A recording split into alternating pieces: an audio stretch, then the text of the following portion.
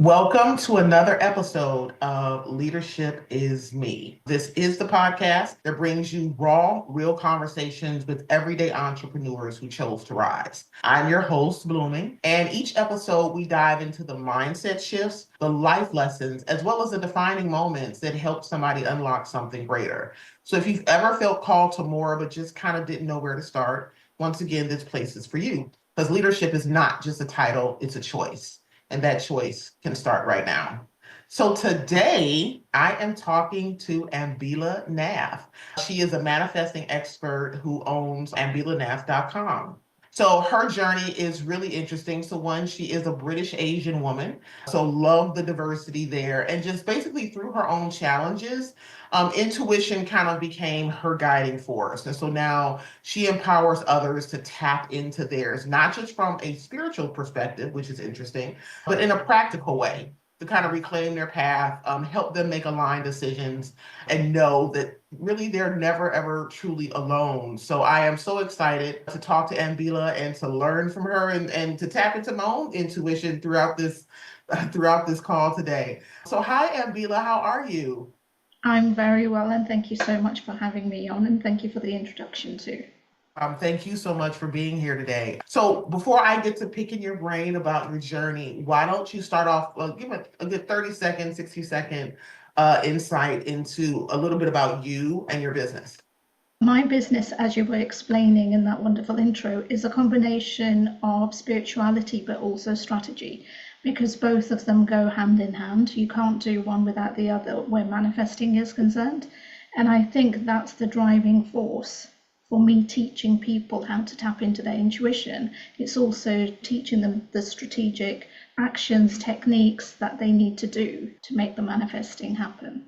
So that's kind of me in a nutshell, but ultimately it is all about linking in with yourself and finding out more about you.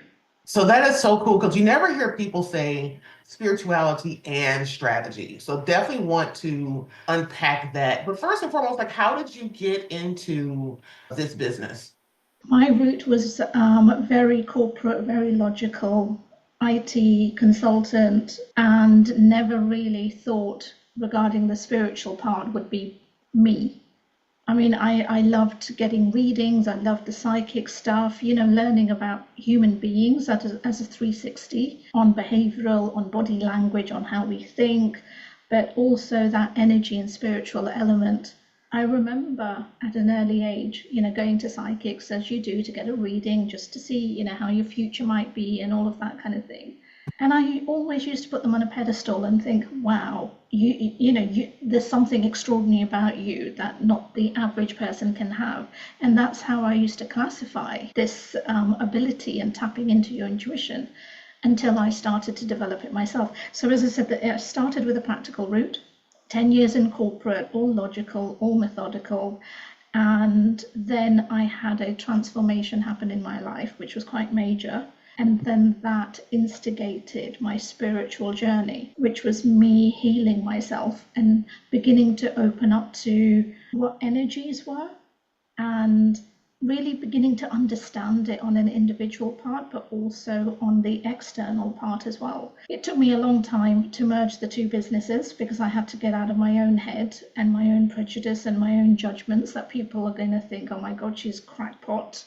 Coming from a corporate world, how do I tell them I have this woo-woo stuff? One thing I learned is that because of my corporate background, which was very much about speaking two languages, which is one language, which is a business language, and then the other language was explaining it to the client, what it was going to be like for them to have this wonderful system and stuff.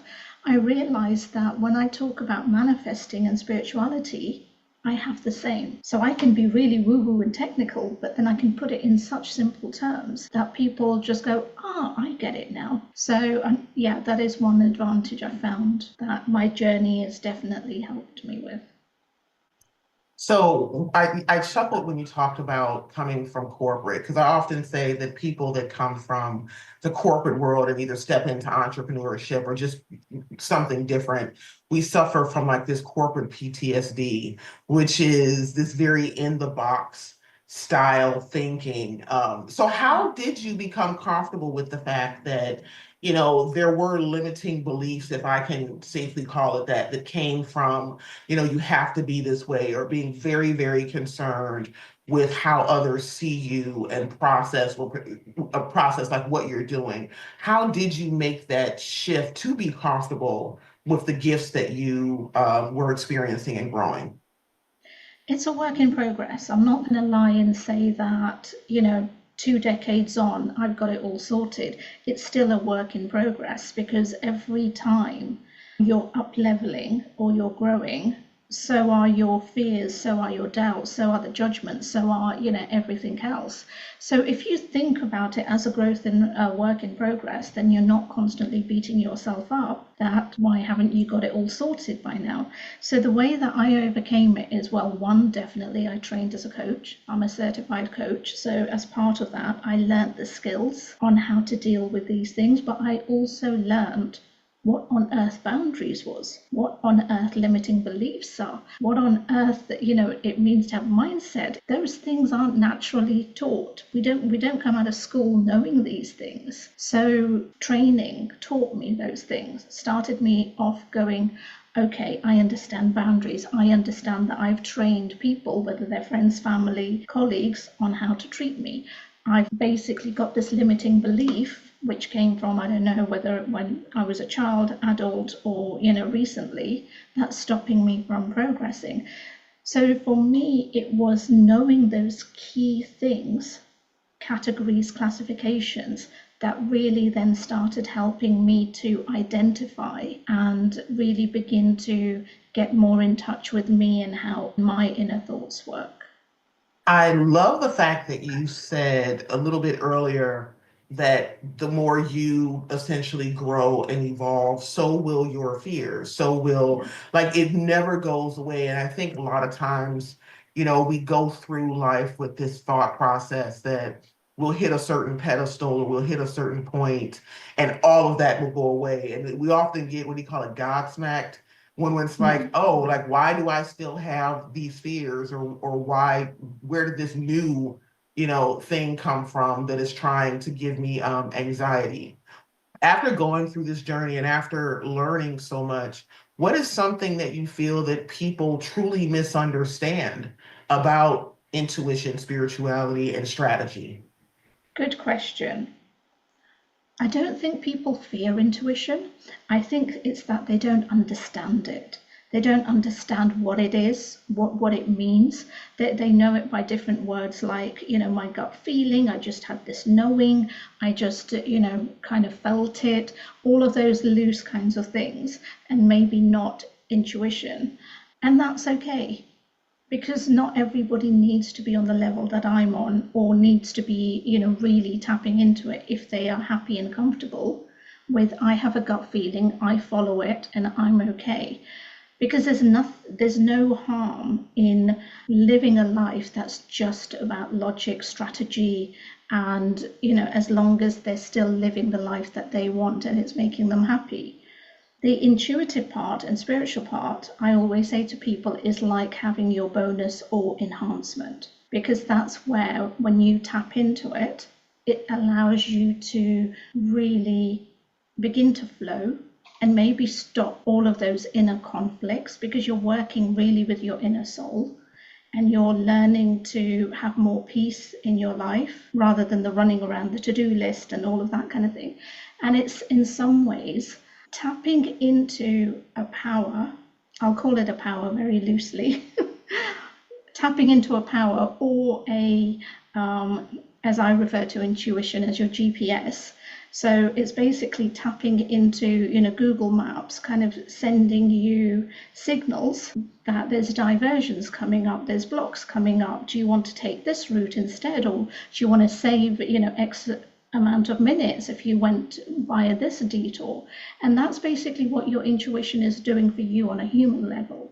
It's giving you little signals to help you to maneuver through life, be it in business, be it personal, be it love, to try and make your life a lot more easier.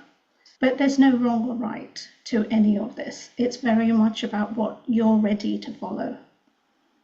Of that. So coming from corporate, especially being in IT where things are very systematic. I can see someone saying, like, okay, excuse me, I want to begin to tap in more, but I'm so hardwired currently and very systematic. So how do I know which voice is which? Like, how do I know which voice is safer for me Yeah, to follow? What was the difference for you to be like, okay, this is more the technical part of me and not the intuition? yeah. And trust me, I still have a very powerful logical part as well. So, there's no days which are like a 50-50, that each one has a quality or that the intuitive part overtakes. So it's one, greatly understanding that part. But with regards to how you know which one is speaking, is the logical part, I always call it the ego. It's the one that's wanting us to keep us in our comfort zone. It's the one that's familiar with us. It's the one that we identify with the most. The intuitive part is basically your soul. There's a more of a purity. And the way that when I'm speaking to my clients or teaching or anything is very much that for me, and some people say that they feel it in the stomach, hence the gut feeling. But for me, I find it around my heart, which is, the heart chakra kind of thing. You can call it a voice very loosely, but it just feels like you're gaining information from a part of your body that is not the mind. So you're gaining some form of information, whether it's that feeling, whether it's verbal something, it's not coming from your logical head. And that's basically how you know whether it's your intuition or, yeah, whether it's the logical head. I agree. I feel like I feel it more in my heart. I feel like it's more of a peaceful voice, again, if we call it that. Yeah, But I do resonate with you saying like I feel like it comes from my heart. My heart gets full yeah. whenever that voice or that feeling is trying to guide me in a particular way. And you also notice that when that happens, one, you will be very much at peace. Life around you may not have, so many challenges, and you feel in flow. You're at your most joyous part in terms of your day, in terms of what you may be doing. We're not talking about the whole 24 hours, but, just in that moment. Because if you really look at it from all of that 360 circle, that's the word I was looking for, circle, then that's basically what it's encompassing, that your intuition will be its highest when you're at that state because you're in the highest vibration. And it's not saying that your intuition isn't there when you're feeling low. It is there, but your logical mind might be suppressing it more. I love that, especially because your focus is off, especially when you're in it more of a lower state.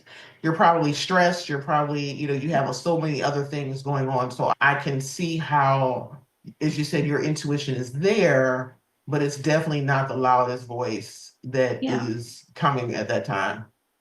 Yeah, it's like your neighbour tapping at your door and you've got your, volume turned up in terms of the music that you're listening to. So you're not actually hearing them, or you might think that you're hearing them, but you're actually ignoring them because, the volumes, the noise around you is so much louder. So, what practices or routines do you have to keep your intuition or to keep your ability to hear your intuition strong so that your music is not loud? That's the example you just used.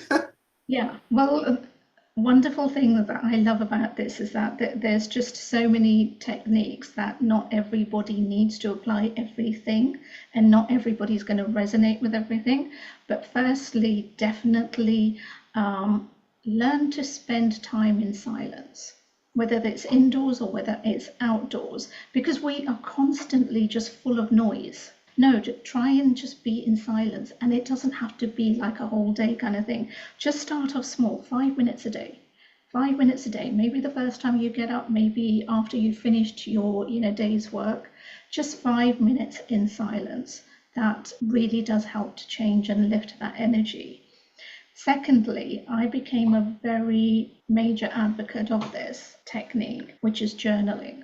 But the essence of journaling is that what you're doing, and this has to be pen to paper, because what you're trying to do is get out of the head and tap into, your inner voice. And when you're writing, you're really tapping into your innermost thoughts, emotions, feelings, if you're really truthful and honest with yourself. So I find journaling to be really good, because from that, you're not just tapping into the intuition, but you're also tapping into the strategies, because you're able to see where your mindset is, where the blocks are, what you're repeating constantly again and again. So journaling is definitely another thing. And I love all of the ones that I've said, but this one is more of my passion project, and that's dancing. Or movement. Doesn't have to be dancing. And we're not talking about Strictly Come or Dancing with the Stars, I think it's known in America, that kind of dancing where literally nobody needs to know. Turn up the music and just dance. Just allow your body energy to change. And it doesn't matter what mood you're in, because we tend to think that if I'm in my lowest mood, the last thing I'm going to do is dance. But you will realize by dancing just how quickly that mood can change, and make sure the music is upbeat. So those would be three of the techniques I would, basically say to people to start off with. And meditation is another one that people are very well aware of. Yoga, Pilates, anything that's getting you back in your body, getting you back grounded. All of those are great things for you beginning to tap into that intuition, because it's all about balancing the energy. I want to ask you a question about journaling. I am a person that also journals, and I did. I started off with the writing, and then I think at a certain point, for efficiency, I was like, oh, I can just dictate like what it is that I'm thinking. And would you agree that journaling, especially the writing, also slows you down? Like it's impossible to run through your thoughts if you have to write out exactly Yes. what you're thinking. Like, you agree with Yes. that? 100%. And that's why I think I said it's got to be pen to paper, not the typing and not the talking. Because with the talking, we're going to go, oh, blah, blah, blah, blah, and we're not really getting in touch with our inner selves. And same with the typing, that, unless you really allow it to be, typing again can be really fast and you're not really thinking too much. But yes, pen to paper is the best. I'm totally a pen to paper girl. I love it. So good. Okay, I'm on the right track. So, journaling, and as we talked about the different things that you can do to support yourself. So when you were walking into this line of work, did you have a support system, or were you going at this by yourself? Okay, so when I started my journey, and this is something I didn't allude to when I was talking about my intro, I had just gone through a major life change. Being a British Asian woman, I had literally just walked out on my whole family and moved to a place where I didn't know a soul. So I was rebuilding not just myself, but my life.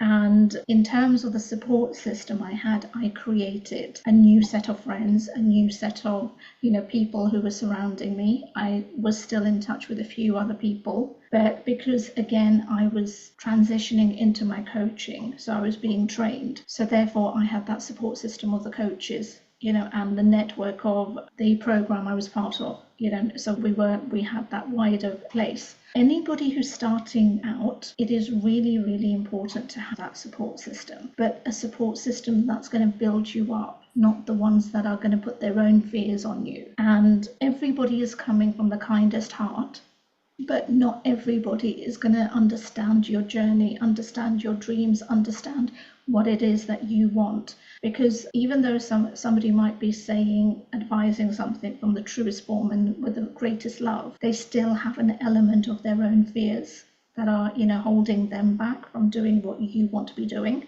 So support system 100% is important. Nowadays, it's wonderful because, everything is online, that you don't have to just have the support system that's, the friends and family around you. Don't restrict yourself to where it's coming from, but 100% focus more on people who are lifting you up than the ones who are adding their fears onto you. So I love that you talked about, that you had to leave your space.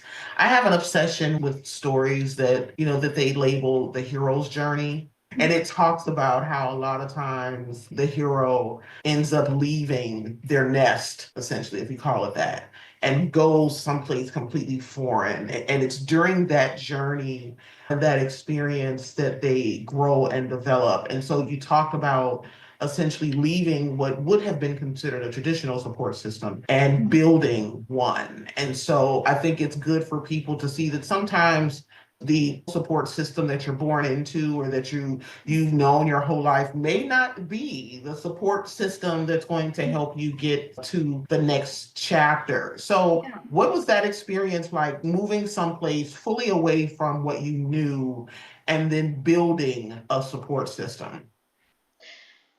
It was scary. I had dark days. I'm not going to, sugarcoat it, because I think people knowing that, especially if it is something that they might be currently going through or, might be delving into, that for me, it felt like my umbilical cord had been cut, because I had years of history with these people. I had years of love. I had years of lots of things. So moving away from that support system, you go through a grief process. I'm not saying everybody is going to go through that, but I certainly went through a grief process. But that process also helped me to grieve the old me, or the me that people wanted to put into the box, and the me that was trying to make people happy. Because during that time in my life, I identified as two different people. I was the person I am today, the career woman, successful, doing really well, highly respected, all of that in my corporate world. And then I would come home and I'd have to fit this mold of not speaking up, of not showing my success, because that was arrogant, and I was very much thought to be arrogant. So it was very much about the woman needs to be submissive. I'm not saying that's what it is now. Times have changed, generations have changed, but certainly for my age, that's what it was. I was very fortunate because I was going through my coaching training. So I had that support system. I was fortunate because I was still in my corporate job and they knew what I was going through. So I had that support system. And the transition was good, but it is also a painful one because you're letting go of the old you. It's not just about the support system. And, it's coming to embrace that. So, what is one thing that you learned about yourself just going through that portion that you just did not know about yourself before? Like, so now you can look back and say, I definitely am this because of that. I think I learned just how much I judged myself, and maybe, to an extent that I still do. And that judgment is very much to do with how critical I was of myself and my abilities and what I could actually do. When you have a support system around you and you're working, then everything just feels so much easier. But when you're all of a sudden thrown out by yourself and, like you can't swim, but you're just thrown into the depths of the swimming pool and you're going, oh my God, oh my God, oh my God. And all of a sudden you actually realize that when you stop doing the oh my God, oh my God, oh my God kind of thing, that you know exactly what it is that you need to do. And I learned a lot of skills. So it actually taught me a hell of a lot more on how to be independent, but also that I was already so much more independent. And it's not saying that I didn't need people, it's just knowing that there was more of an inner strength within me than I had actually ever realized. Did you suffer at all from any sort of imposter syndrome when you, especially post move? I'm going through that now. I don't think we lose it. I'd love to know. I know there's lots of coaches who talk about it, but I would love to know them actually saying that people have lost it, because as you're up leveling, so is that syndrome.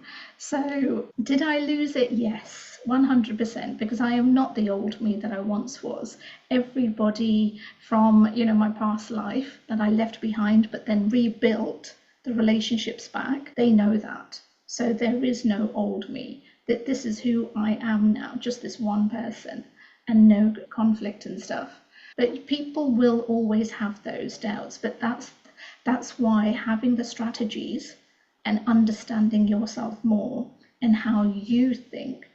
Actually, I'm just going to backtrack a little bit regarding, the question that you asked, what was so different and what did I learn during that time, because it's just come to me now. And that was basically, says the woman who's actually just lost it. But it was very much that I learned. My God, I can't believe it. It just literally went out of my head and it was so good. I'll come back to it. It'll come back to me. So it's funny that this happened because literally the question that I was going to ask you is through your journey, was there anything that attempted to throw you off? Yes, There I this have, question. right, right. This episode, I believe that as we go through, especially when we're really trying to climb, right, when we're really willing to do the me versus me experience, that there's this mountain moment that inevitably happens. There's something that just comes either out of nowhere or something that just does its best to, I used to tell my daughter, like sometimes life's job is to try to punk you, that just jumps in front of you, and then you have to make a choice right then and there if you're going to do an about face and go back to safety, or if you're going to move forward. So, in addition to moving, or maybe it was you making the choice to move, did you have a mountain moment? Yes. As you were talking, I refer to that as a tsunami moment because Yes. on an intuitive level, and I talk about this quite extensively, on an intuitive level, we are getting signals every single day. And I was getting those signals, leading up to my tsunami moment. And when we're not listening to those little raindrops, then eventually the universe will step in and go, okay, I've had enough. You need to be changing direction. You're not listening. I'm going to make it happen for you.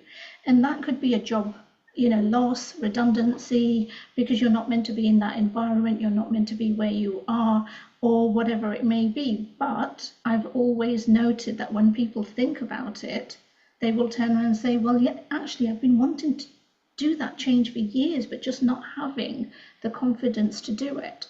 So nothing that drastic comes out of nowhere. It comes out of the fact that when we were having little raindrops, we were ignoring them and not acting on them and staying within our comfort zones and not changing our habits, our mindset, or whatever, or our physical environment, or whatever it was that was kept on niggling at us. And then the universe just comes in and goes, whoop, you have no choice, right or left, you choose. Mhm.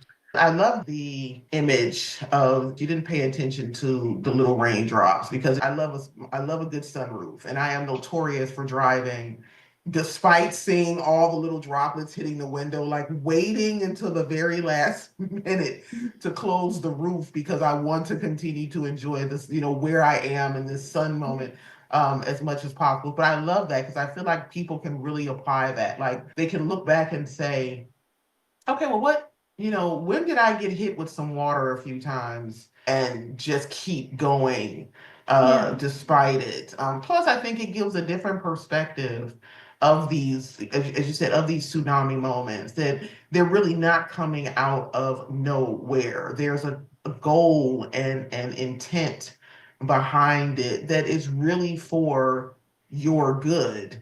So, when it came to switching over and starting the business, like a lot of people just get overwhelmed. Like there's so much you have to learn: marketing, target audience, finances. Did you get overwhelmed as you were shifting? And if so, how did you shift despite it?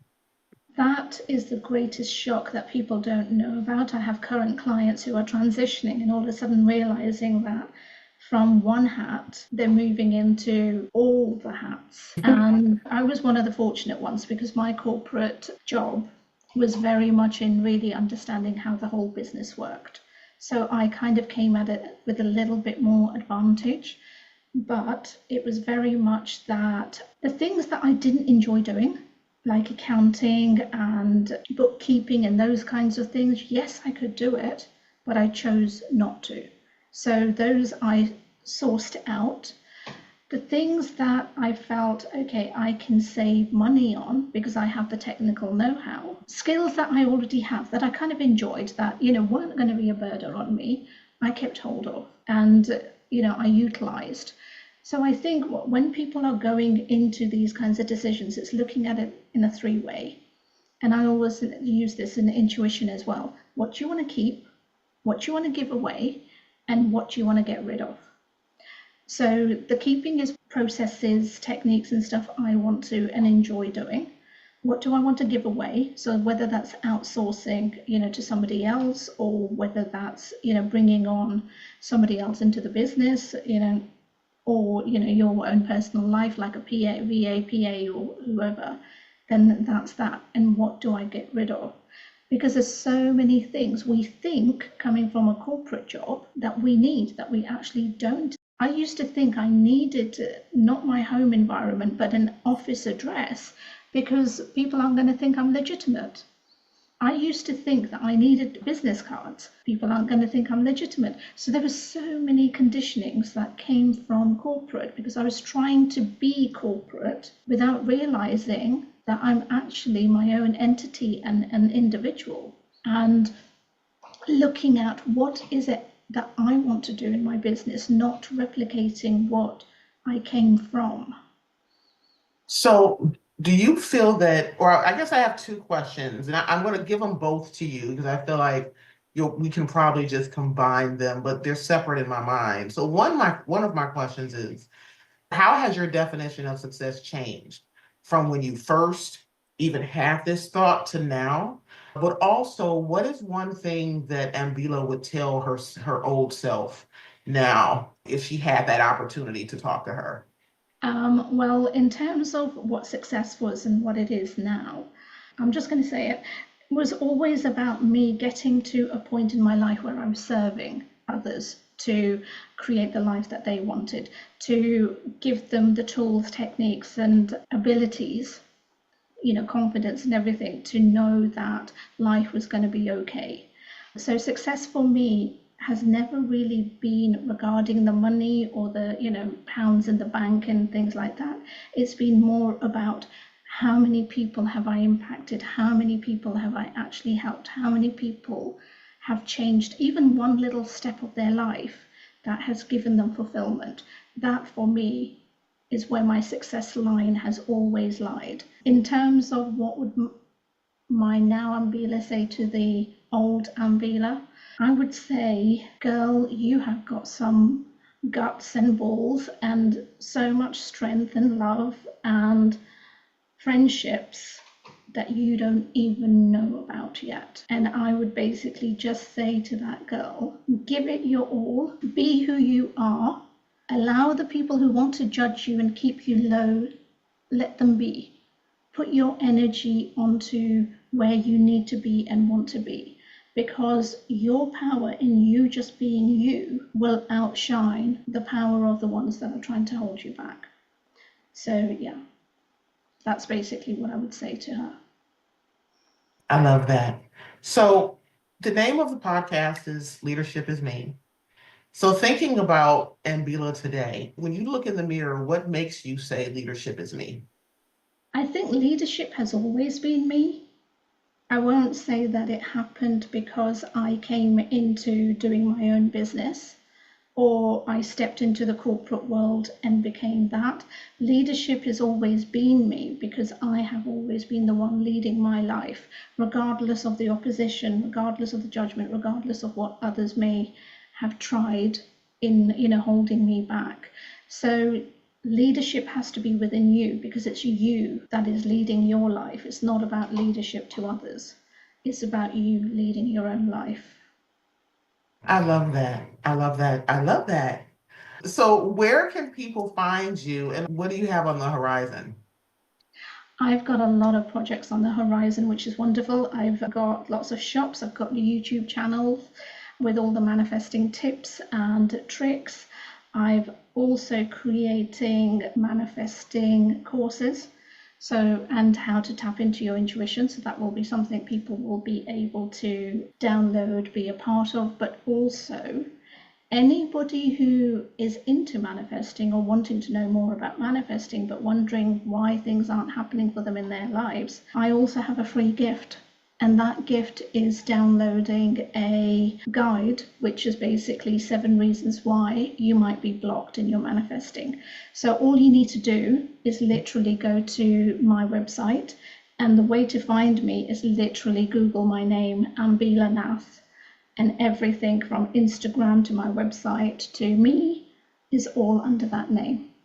And that downloadable guide is on my website. Awesome. So I will definitely make sure to post all of Ambila's links once we close out today's recording. But once again, Ambila, I am so inspired from our conversation today, especially as someone who does operate in more of the heart or the gut feeling in a lot of my decisions. So I just wanted to thank you again for being on today's call. And so for everyone else, I just want to thank you for tuning in to another episode of Leadership is Me. If today's story sparks something in you, share it, sit with it, but most importantly, take a step, write a line in your journal, take a moment to take a quiet walk, stare at a candle, do something to get in touch with the inner parts of you and get to know that person. Because again, there is not one definition of leader. The leader that you're looking for is already inside of you. So until next time, get empowered, continue to evolve, but most importantly, execute. So once again, Ambila, thank you so much for today. Thank you so much. If getting in touch with yourself is not one of the most powerful things you can do, I don't necessarily know what is, right? In order for us to move forward in life, in order for us to make decisions, getting in touch with who we are and being willing to listen to that voice, right? Whether it's coming up here, whether it's right here, whether it's in your gut, as we kind of said, is so important. There's some things that just can't be done with rules and regulations. Not everything in life can be planned out. And a lot of times, the entrepreneurial journey and the journey to self is just one of those things where you have to be willing sometimes to ping pong through the game in order to figure it out. And that's okay. But getting in touch with yourself and getting in touch with that inner voice will make that ping pong so much easier because you'll have an ear to the actual player. So again, take a page, write in your journal, light a candle and just sit, dance to a upbeat song, like she said, but do something for you. That's my challenge today. Until next time.